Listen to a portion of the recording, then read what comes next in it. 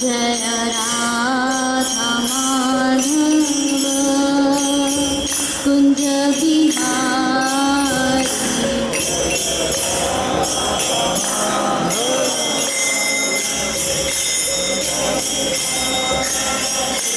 जय राधा माधव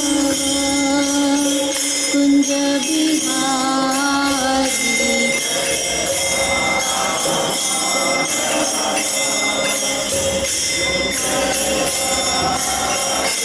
जय गोपी जन वल्लभ गिरिवरधारी।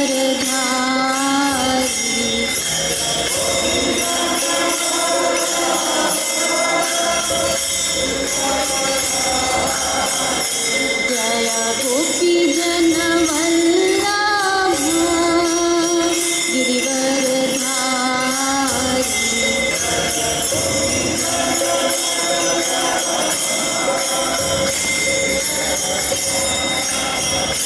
जय यशोदानन्दन व्रजधनरञ्जन।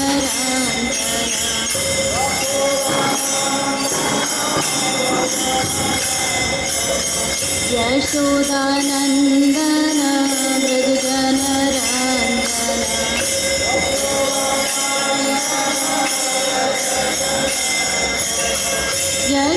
यशोदानन्दन व्रजधनरञ्जन।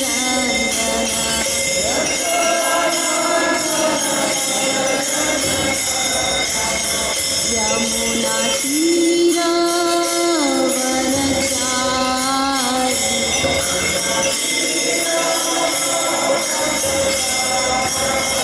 यमुना तीरवनचारी।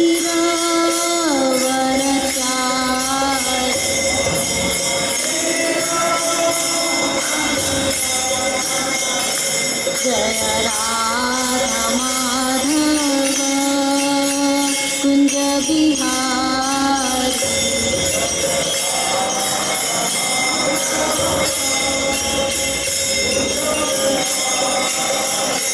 जय राधा माधव कुंज बिहारी।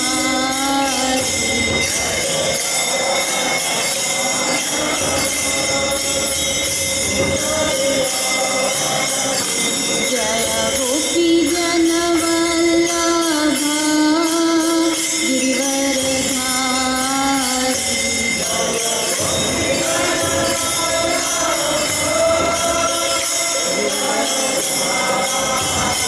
जय यशोदानन्दन व्रजधनरञ्जन।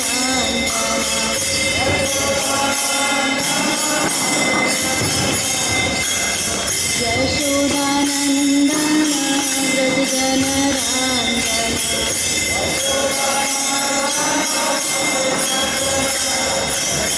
यमुना तीरवनचारी।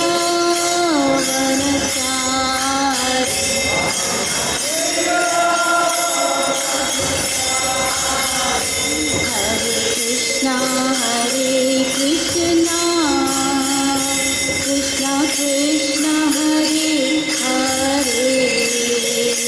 हरे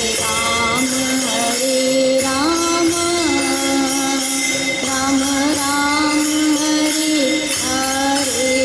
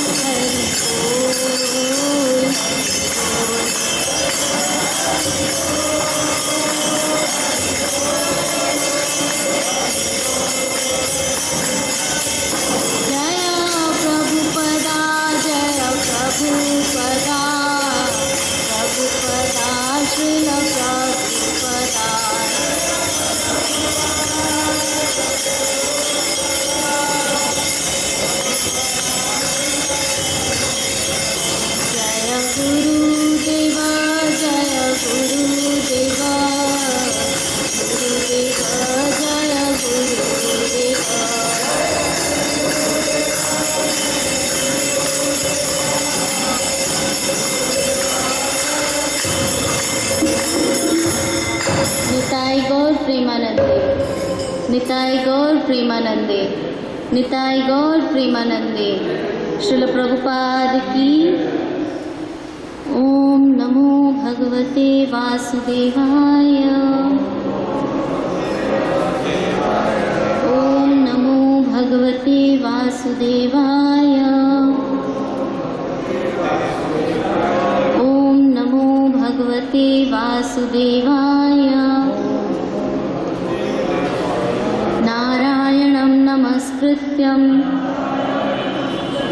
नरं चैव नरोत्तमं देवीं सरस्वतीं व्यासं ततो जयमुदीरयेत्। नष्टप्रायेषु भद्रेषु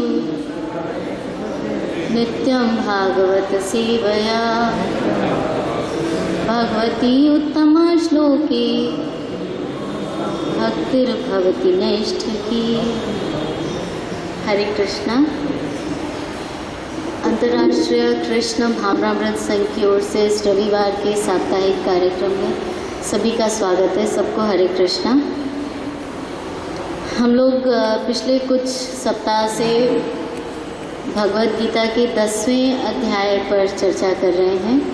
उसी को ही आगे बढ़ाते हुए आज 10वें अध्याय के 4थे और 5वें दोनों ही श्लोक पर इकट्ठे चर्चा करेंगे। ये दोनों ही श्लोक टोटली इंटरकनेक्टेड हैं।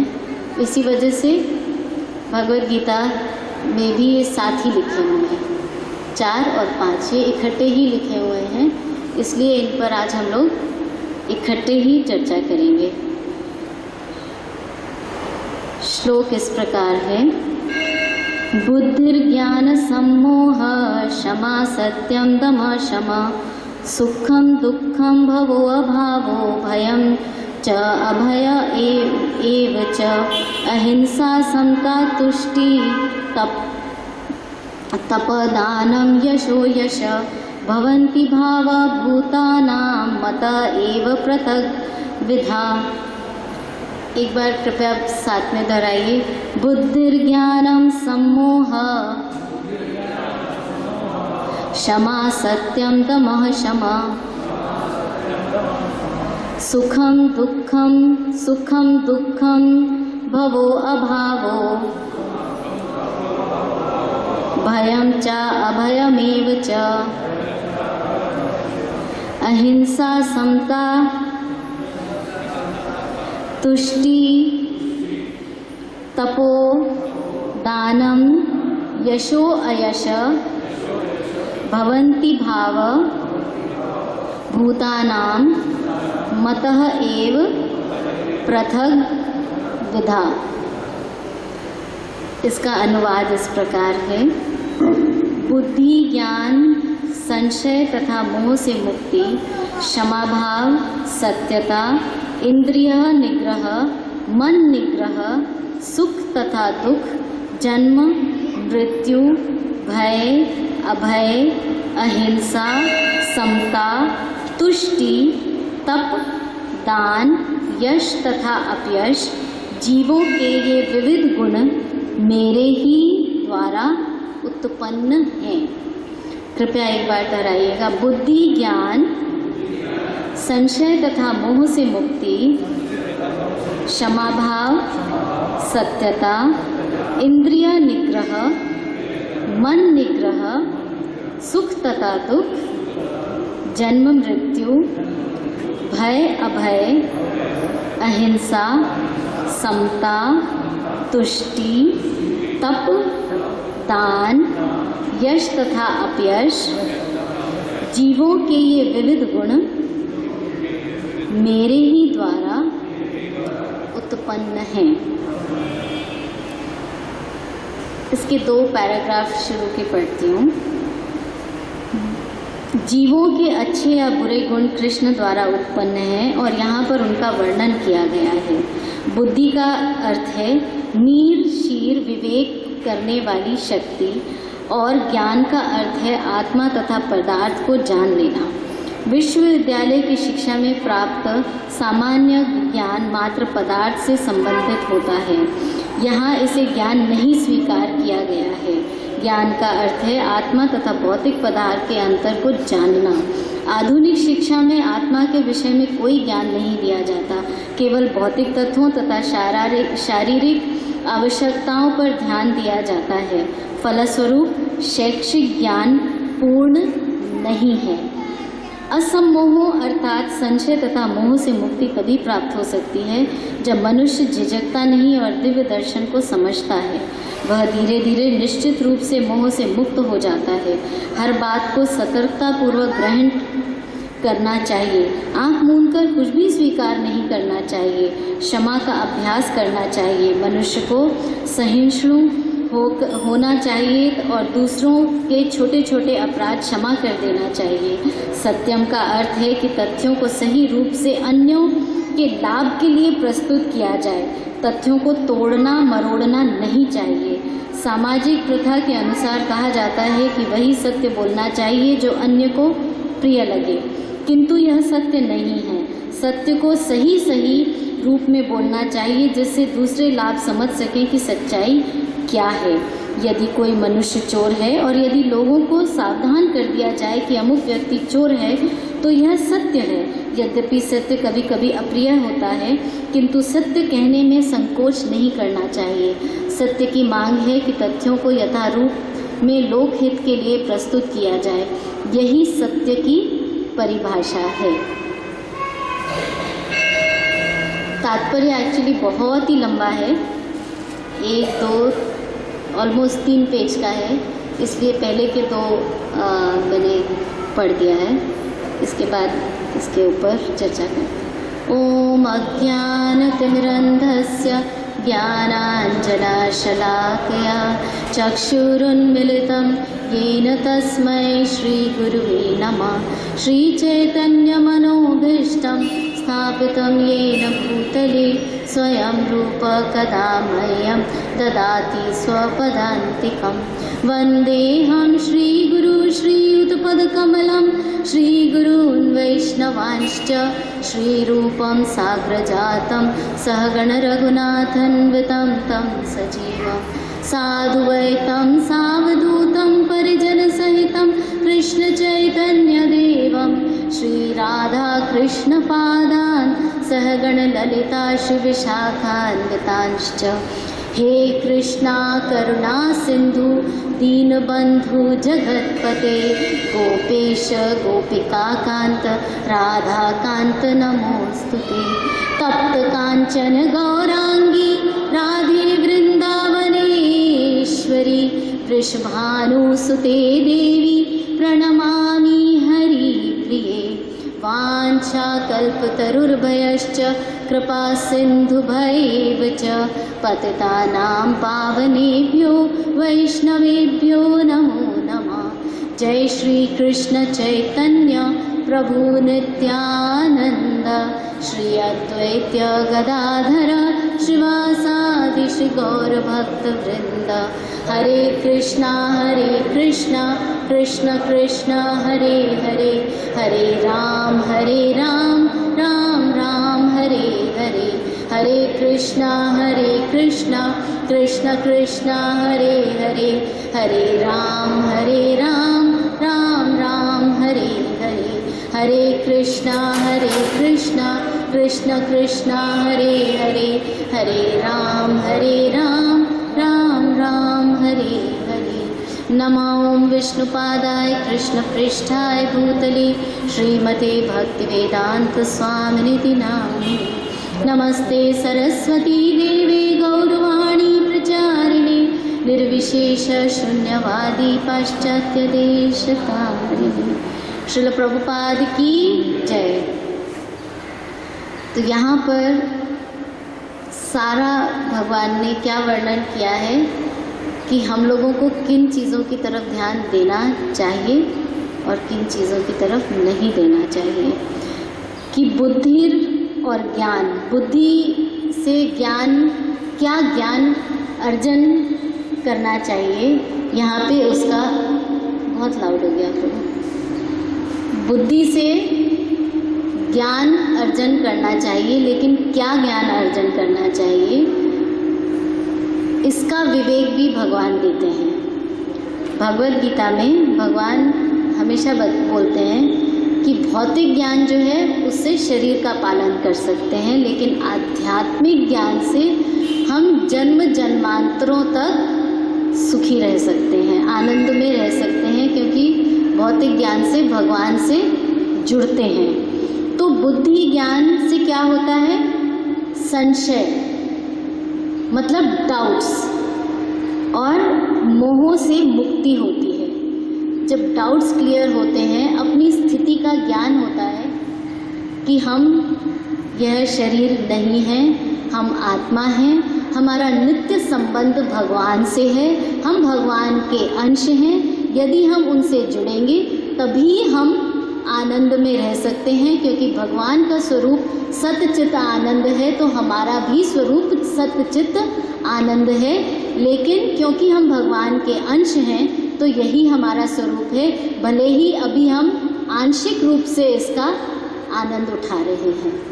तो बुद्धि से जो ज्ञान अर्जन किया जाए वह आध्यात्मिक ज्ञान की चर्चा है, यहाँ भौतिक ज्ञान की चर्चा नहीं है। प्रभुपाद ने अपने तात्पर्य में क्या कहा है कि फलस्वरूप शैक्षिक ज्ञान पूर्ण नहीं है, क्योंकि आजकल विश्वविद्यालयों में, और पिछले संडे भी हमने चर्चा करी थी कि जब हम बच्चे होते हैं तो पीट पीट कर हमें स्कूल भेजा जाता है, जिससे कि हम भौतिक ज्ञान अर्जन करते हैं, लेकिन कभी भी पिटाई करके हम अपने बच्चों को आध्यात्मिक क्लास में नहीं लेके आते। देखो, बच्चे को इंटरेस्ट नहीं है, उसको घर पे रहने दो, धक्का मुक्की करेंगे तो बच्चे आएंगे नहीं।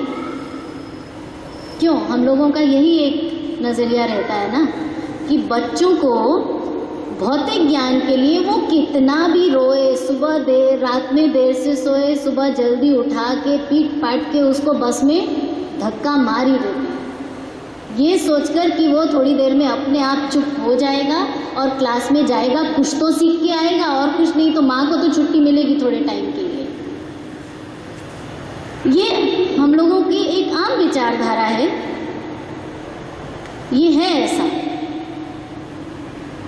मेरे भी बच्चे हैं, मुझे भी पता है, ऐसा ही होता है। ये एक आम विचारधारा है कि बच्चे को कैसे भी भौतिक स्कूल के लिए हम लोग धक्का मार के भेजते हैं, लेकिन अगर आध्यात्मिक ज्ञान कहीं पे मिल रहा है तो हम बच्चे के साथ कोई ज़बरदस्ती नहीं करना चाहते। और प्रभुपाद कहते हैं, भगवान कहते हैं कि यह जो भौतिक ज्ञान है यह अपूर्ण है, क्योंकि इसमें आध्यात्मिक ज्ञान की कभी चर्चा ही नहीं होती। तो बुद्धि से जो ज्ञान अर्जन किया जाए वह तब लाभकारी है जब उससे संशय, यानी कि हमारे सारे डाउट्स और मोह के जो पाश में हम लोग सब बंधे हुए हैं, जब उस मोह से मुक्ति मिल जाए तब वह ज्ञान जो है वह लाभकारी है। अन्यथा वह ज्ञान हमारे दुखों का कारण ही बनता है, वह हमारे सुखों का कारण नहीं बनता। जब हमारा मोह कटता है तो मोह हर चीज़ से कटता है, फिर भौतिक चीज़ों से भी कटता है, अपने स्वजनों से भी मोह कटता है। भगवान ने कभी भी ड्यूटीज़ करने के लिए मना नहीं किया है, लेकिन मोह में ग्रस्त होकर ड्यूटीज़ करने से हम लोगों को रोका है, समझाया है। तो क्या है? संशय तथा मोह से मुक्ति कब होती है? जब बुद्धि से आध्यात्मिक ज्ञान को हम अर्जित करते हैं। आध्यात्मिक ज्ञान को अर्जित करने का तात्पर्य यही है कि उसको फिर हमें अपने जीवन में उतारना है। सुन के बाहर जाके संदेश की तरह, ये हम लोग सब सुन चुके हैं कि संदेश की तरह नहीं सुनना है, उसको आदेश की तरह सुनकर उसको अपने जीवन में उतारकर और अपने जीवन में लगाकर तभी इनसे लाभ होगा, वरना सुनने से क्या लाभ होगा। सुनते तो हम बहुत सारी अच्छी चीज़ें हैं, लेकिन हम उनको जीवन में उतारते कितना है जिससे कि उसे हम उन चीज़ों से हमको लाभ हो। लाभ क्यों नहीं होता? पिछले संडे को हम लोग, जो लोग थे वहाँ पर, उन लोगों ने सुना, जो नहीं थे उनके लिए, कि डॉक्टर, हम कितने भी बीमार हों, डॉक्टर को बुलाकर अपने पास बिठा लें तो हमारी बीमारी दूर नहीं होगी, लेकिन डॉक्टर की बताई गई दवा लेने से, उसके बताए हुए नुस्खों को अपनाने से हमारी दवाई दूर होगी। इसी प्रकार आध्यात्मिक जीवन में भी आध्यात्म को अपनाने से ही हमारे जो क्लेश हैं, दुख हैं, वह नष्ट हो सकते हैं। उनको सिर्फ सुनने से कोई लाभ नहीं होने वाला है। कई बार हम लोग सुनते हैं कि हम सत्संग में बहुत जाते हैं। सत्संग में बहुत जाने का तात्पर्य क्या है? जीवन में यदि कोई परिवर्तन ना आया तो उस सत्संग में जाने का क्या लाभ है? जीवन में परिवर्तन आना चाहिए। जीवन में परिवर्तन क्या आएंगे? क्षमा भाव, सत्यता, इंद्रिय निग्रह, मन निग्रह, क्षमा भाव। हम लोग बहुत बार ईगो हम लोगों की हर्ट हो जाती है। ऐसा समझते हैं कि किसी ने हमारे प्रति कुछ किया तो हम उसको पाल कर, उसको लेकर बैठे रहते हैं, अपने हृदय पर एक भारीपन लिए बैठे रहते हैं। इसके विषय में एक बड़ी छोटी सी कथा पढ़ी कि गौतम बुद्ध कहीं जा रहे थे चलते हुए, तो एक सड़क पे जैसे लोग बैठे रहते हैं, उसने उनको देखा साधु वेश में। देख के उसको अनाप शनाप बोलना शुरू कर दिया। कोई भी अच्छी बात ऑब्वियसली उसने नहीं बोली, उसने सब उल्टी सीधी बातें उनको बोलना शुरू कर दिया। लेकिन गौतम बुद्ध के फेस पर still there was a smile, there was a continuous smile on his face. He did not react to it. थोड़ी देर बाद वो आदमी तो बोलता ही गया, लेकिन गौतम बुद्ध के मुखारविंद पे मुस्कान ही बनी रही। थोड़ी देर बाद वो चुप हो गया। चुप होने के बाद उसे रहा नहीं गया कि मैंने इतना कुछ बोला, इन्होंने कुछ रिएक्ट ही नहीं किया। क्यों नहीं रिएक्ट किया? There must be something behind it. इसके पीछे कुछ तो राज है कि उन्होंने रिएक्ट ही नहीं किया। मैंने उनको इतना भला बुरा बोला, भला तो क्या बोला, बुरा बुरा बोला, लेकिन उसके बाद भी उन्होंने कोई रिएक्शन नहीं किया। उससे आदमी से रहा नहीं गया। वो उनके पास गया, उनसे पूछा कि क्या है ये, मतलब मैंने आपको इतना कुछ बोला, आपने किसी तरह का कोई रिएक्शन आपको हुआ ही नहीं, आपको किसी चीज़ से कोई फ़र्क नहीं पड़ा? तो उन्होंने बोला नहीं, मुझे कुछ फ़र्क नहीं पड़ा। तुमने बोला, तुमने अपनी ज़ुबान खराब करी, मुझे कोई फ़र्क नहीं पड़ा। अगर हमारे प्रति कोई कुछ करता है, हमको उससे फ़र्क पड़ता है, तो वो हमारी प्रॉब्लम भी बन जाती है। अगर उससे हमें कोई फ़र्क नहीं पड़ता है तो उससे हमारी वो प्रॉब्लम नहीं बनती है। मैंने किसी को गाली दी, उसने ली ही नहीं, तो क्या फ़र्क पड़ा? अगर हम उसमें अपना अपमान समझते हैं तो उससे हमें फ़र्क पड़ता है। यदि हम उसको अपना अपमान ही ना समझें तो क्या फ़र्क पड़ता है? कुछ फ़र्क नहीं पड़ता है। तो क्षमा जो है ये बहुत बड़ी चीज़ है। उसने बोला, उसने गलत किया, लेकिन उसका फ़र्क मेरे ऊपर क्यों पड़ना चाहिए या हमारे ऊपर क्यों पड़ना चाहिए? क्षमा भाव इसलिए आता है। सत्यता, सत्य क्या है? जैसा कि प्रभुपाद एक्सप्लेन करते हैं कि सत्यम का अर्थ है कि तथ्यों को सही रूप से अन्यों के लाभ के लिए प्रस्तुत किया जाए। तथ्यों को तोड़ना मरोड़ना नहीं है। इसीलिए ये क्या है? भगवद गीता यथारूप। यथारूप मीनिंग एज इट इज। इसमें कुछ प्रभुपाद ने अपनी मनगढ़ंत बातें नहीं कही हैं। सब कुछ हमको समझाने के लिए सत्य हमारे सामने रखे हैं, जिससे कि हम लोगों को सही चीज़ों का पता चले। अगर हम लोग कई बार कहते हैं भौतिक जगत में कि वही सत्य बोलना चाहिए जो अन्यों को प्रिय लगे। अगर उससे अन्य को भले से वो कानों को प्रिय लगे, लेकिन उसका जीवन उससे गड़बड़ा जाए तो क्या फ़ायदा है? डायबिटीज़ के पेशेंट को कितनी भी भूख लगी हो, उसके सामने सारा मीठा रख के बोले भैया अभी तो तेरे को भूख लगी है, तू खा ले, वो सारा